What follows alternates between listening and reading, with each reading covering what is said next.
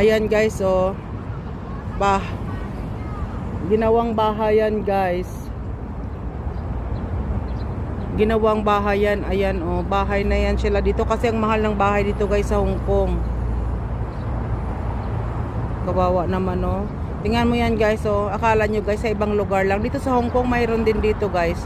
Na ginagawa nilang bahay yung kanilang mga pamboat.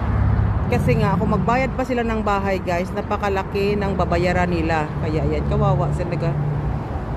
Doon yung Little Dubai yung sa tabi. O ayan.